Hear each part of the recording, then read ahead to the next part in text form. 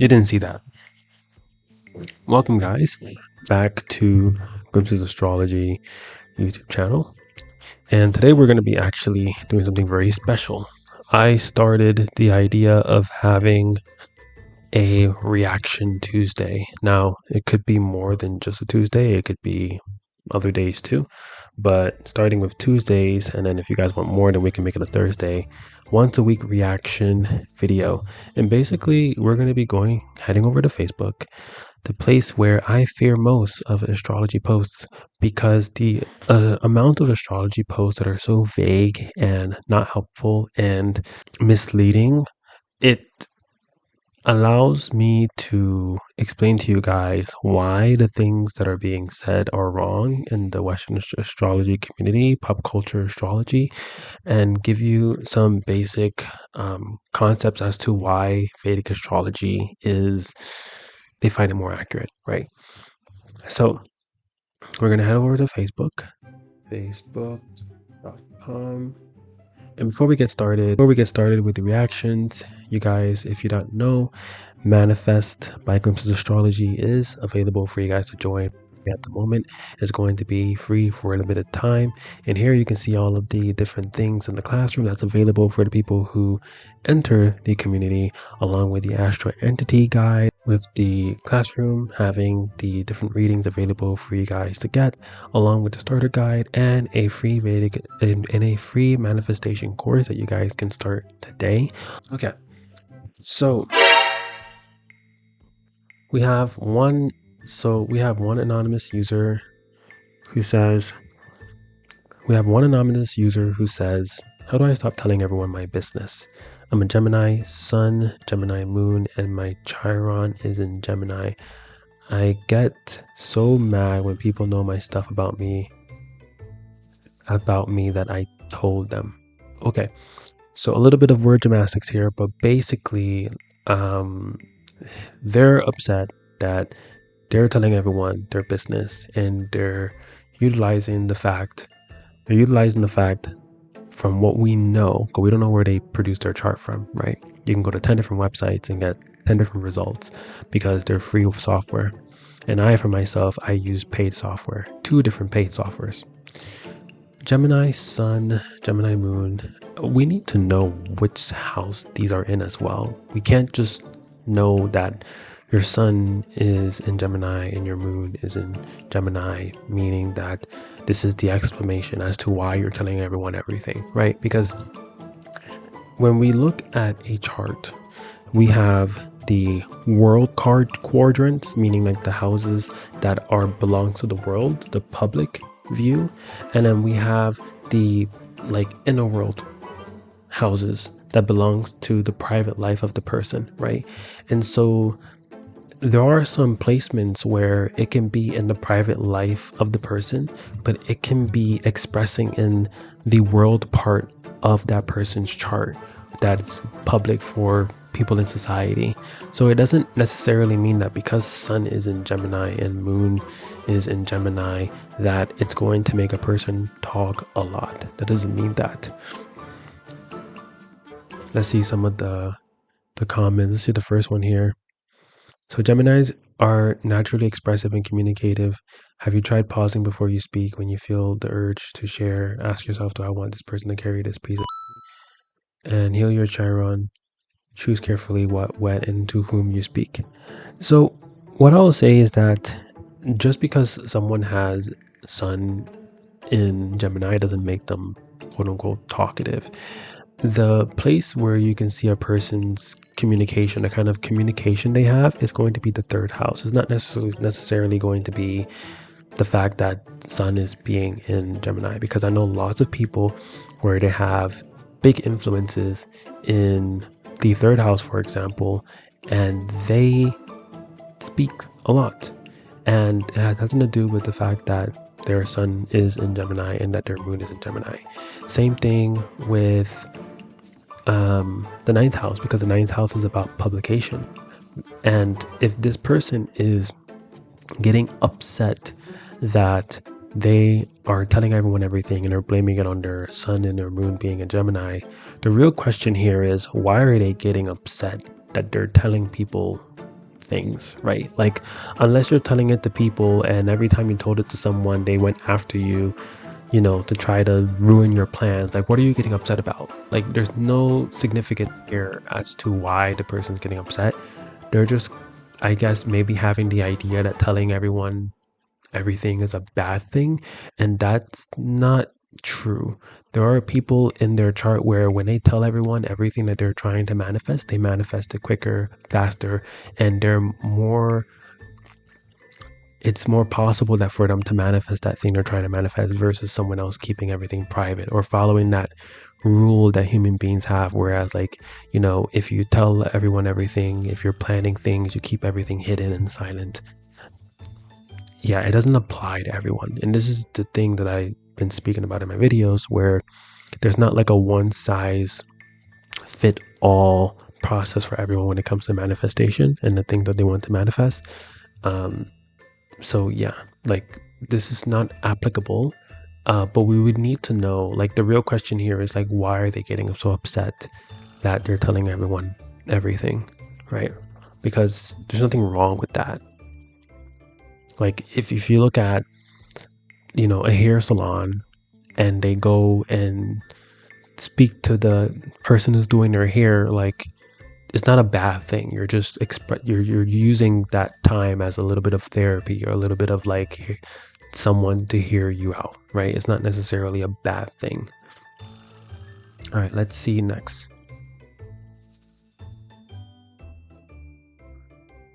So,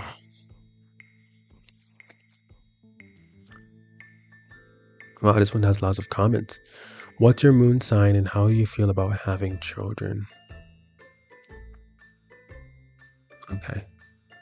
So right off the bat, I see a lot of, like, vague responses, and basically it's kind of like trying to string things together without any validity. So, like, for example, Capricorn, I swore up and down in my teenager years I'll never have kids. I gave birth to my first daughter at 20, welcomed 2 stepchildren at 25, and had my second born at 26. I've loved them all so much, couldn't imagine a life without any of them. I'm a Capricorn moon and same. I swore I never would have any kids, and I have my son at 20 also. He's also Capricorn moon, and my boyfriend is my best friend forever. I couldn't imagine my life without him either.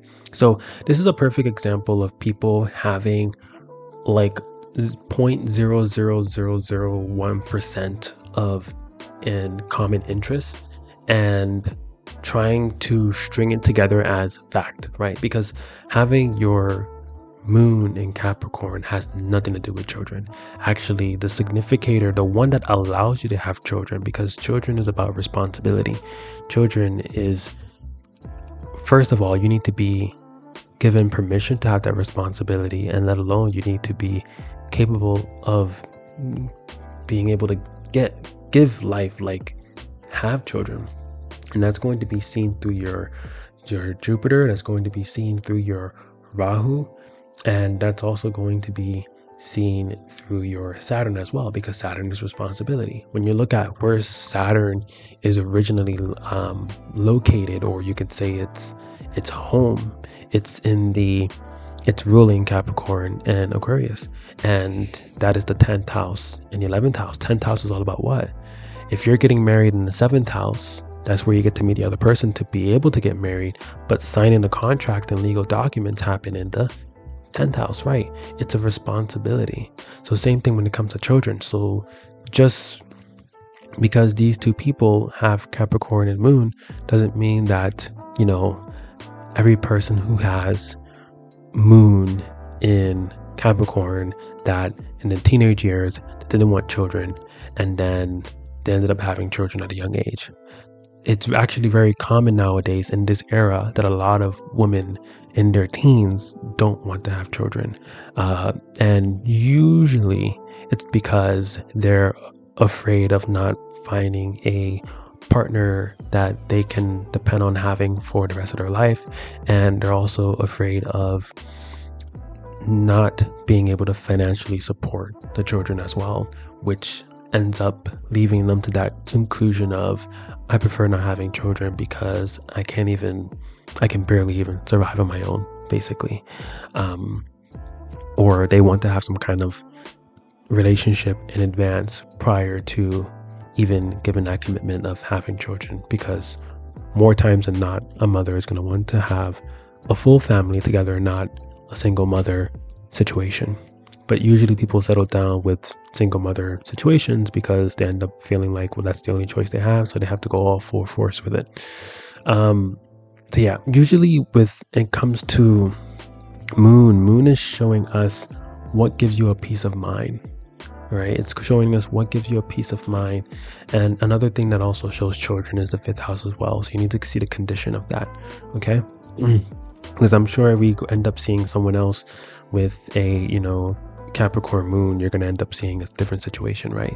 And that's where karma comes into play, where understanding about karma, understanding how is karma playing out in this person's life and expressing for every single individual, because there can be people with the same exact chart, same exact placements, and have completely different lives. One could have done suicide, one could have gotten killed, and one could be a billionaire. I've seen it so many times. Another Capricorn moon. Capricorn, and I am not interested in having kids. There you go. That's a perfect example, right? You can't just be like, oh, like this percentage of people whose Capricorn moon, like it's either foolproof or not foolproof. So one thing that I've seen is if a person has, let's say Ketu is one of the shadow planets, what you guys in Western astrology would consider nodes. Ketu, when Ketu are in certain placements where children can happen, Ketu is actually removing the interest of those things. So like, let's say, for example, if Ketu is in the 5th house, it is possible still that a person can have children, but there will be a less interest of them having children. Furthermore, there will also be a less interest of them wanting a relationship, because the 5th house is not only children, but in order for you to have children, you need to have some level of romance, some level of interest or relationship, right? And that all happens in the 5th house. 5th house is kind of like boyfriend and girlfriend, and then 7th house is marriage, and then 10th house is like signing the legal documents. So when it comes to the 5th house, let's say if K2 is there, then yeah, you may not be that interested in having children, but I still came across with people who ended up having children. And the theme behind that is K2 is showing us what you've conquered in the previous life. Meaning, if a person is not interested in something based on K2, they are still a natural at that thing because it's something they've conquered in the previous life. That's what K2 is showing. So I've seen people where they were not interested, and then all of a sudden it's kind of like the mood is kind of like, if children come, children comes. If children comes, I'll take care of it. If children don't come, it's all good, kind of thing. And we'll go over one more because I still want these videos to be like, not too long, and this one has been like almost 18 minutes. Let's go over one more, and then what you guys can do is like, whatever astrology groups or posts you see, you can send them to me by joining the community here. And if you join a community here, I can create like a category of like astrology memes, or like we could put like a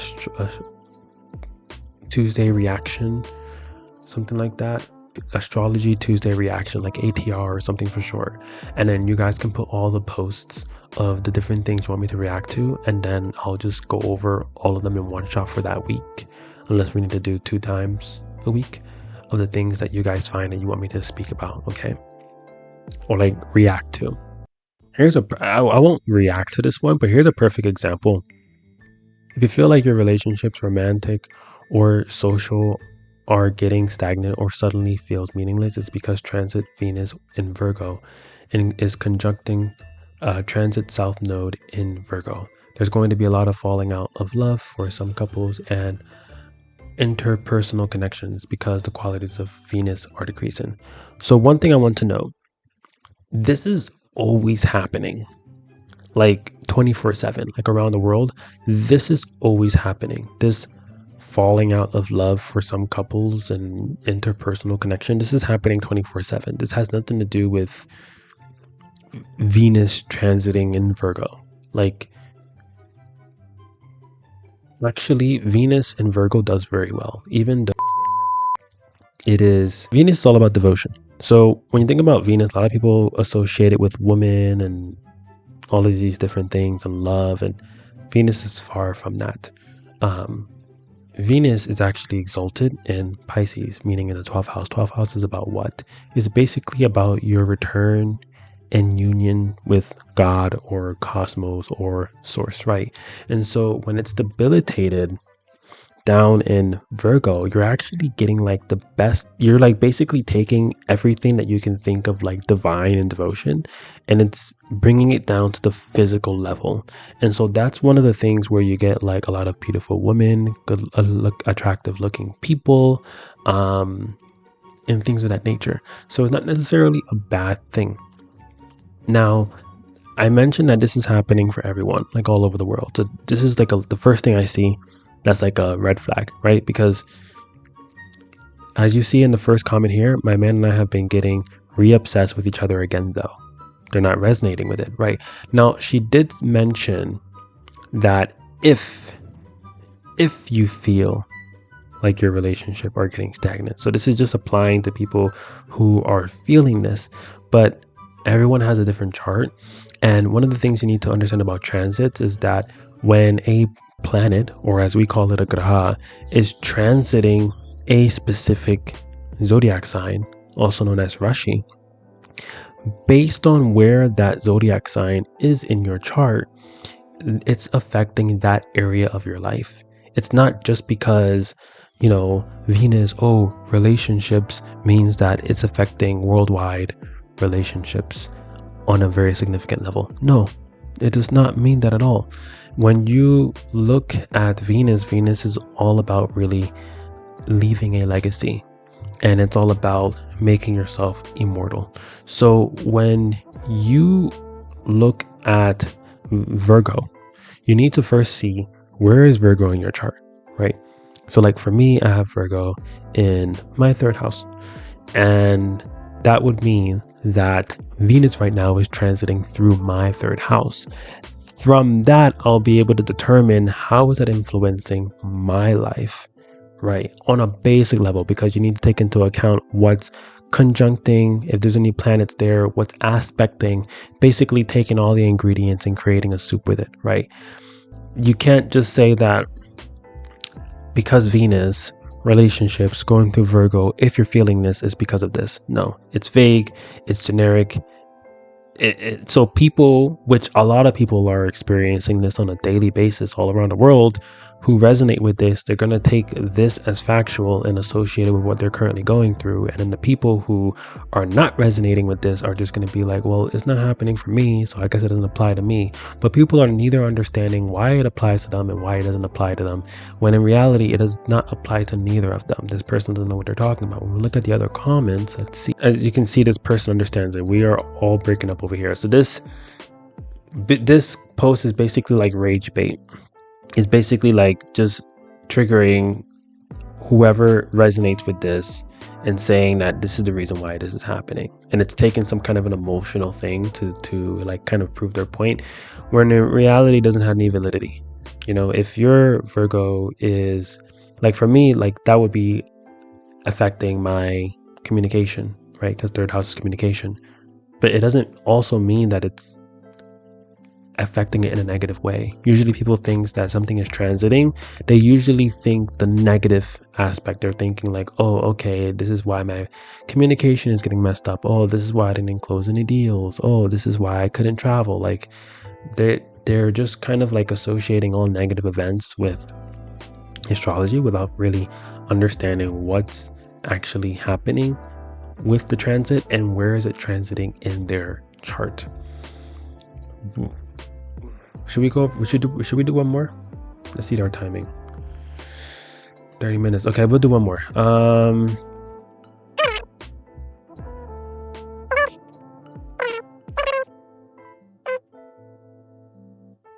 right, so here's another vague one. And just the first person was able to call them out. Give me a break, that's not astrology, that's ego, right? And then people are just going into a bunch of like law of attraction type of stuff and things like that.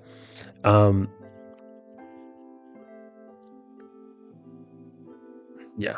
So basically, this person is basically saying that Moon, Pluto, so I'm guessing they're saying Moon conjunct with Pluto in the 8th house placements are strongly protected by unseen forces. So people who has Moon and Pluto in the 8th house are protected by unseen forces. I don't know why that would signify that they're protected. When people do wrong, they don't recuperate. So here's another vague thing. People doing wrong, it really depends on what they're referring to. If they're referring to like some personal issue in their life and then they're just trying to put it in this post, because as per cosmology, as per astrology, there's no such thing as like good or bad. There's no such thing as like wrong and right. So what they could feel a person did wrong because their feelings got hurt, doesn't mean that because you hurt my feelings means that you are going to get hurt now or you're going to get karma, right?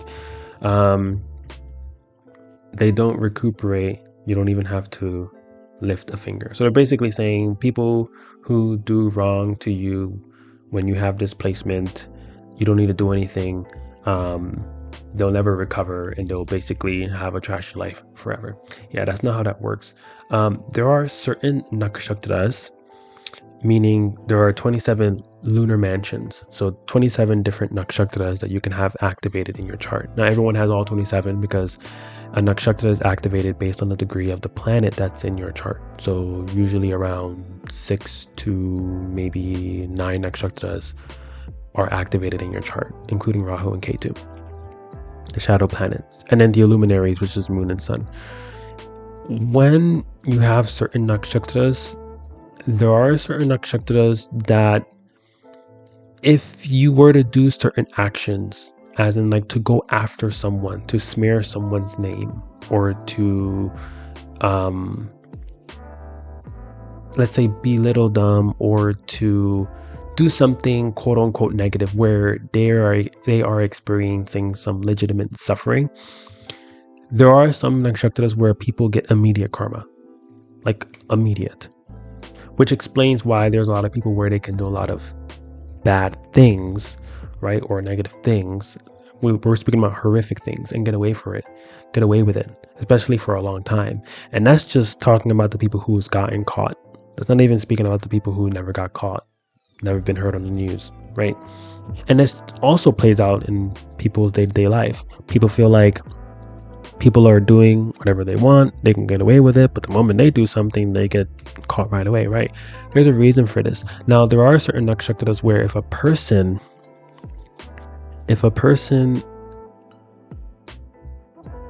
has someone going after them and they're trying to smear their name, they're trying to hurt your brand, they're trying to go after you, you didn't do anything to them, they're just trying to, whatever, be like a demon to you, right? If you don't do anything,